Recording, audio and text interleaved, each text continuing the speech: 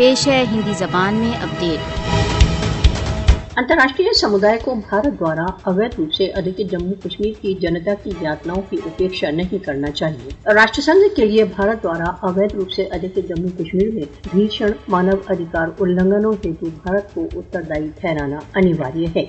राष्ट्र संघ की ओर से मौन का व्यतीत होने वाला प्रत्येक दिन निर्दोष कश्मीरियों के विरुद्ध भारत के दमन को और अधिक निर्भीक बना रहा है।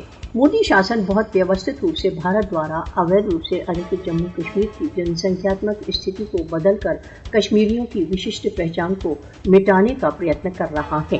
कूटनीतिक औपचारिकताओं का समय समाप्त हो चुका। कश्मीरियों को भारत के दमन से सुरक्षित रखने की कार्यवाही का समय है। कश्मीरियों के विरुद्ध निरंतर दमन अंतर्राष्ट्रीय समुदाय की अंतरात्मा पर एक कलंक है। कश्मीरियों के प्रति न्याय के लिए राष्ट्र संघ को अपने ही प्रस्तावों के पालन को प्राथमिकता देना चाहिए। भारत द्वारा अवैध रूप से अधिकृत जम्मू कश्मीर की जनता के साथ निरंतर बढ़ते मानवीय संकट के समाधान के लिए विश्व को संगठित हो जाना चाहिए। दक्षिण एशिया में शांति राष्ट्र संघ द्वारा प्रदत्त कश्मीर विवाद के न्याय संगत समाधान पर निर्भर है।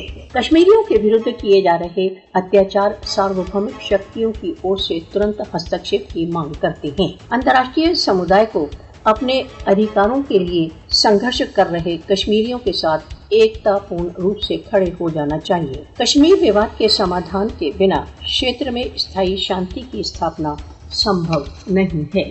दमन के समक्ष मौन केवल अन्यायकर्ताओं को सशक्त कर रहा है। विश्व कश्मीर की घाटियों में गूंज रही चीत्कारों की उपेक्षा नहीं कर सकता।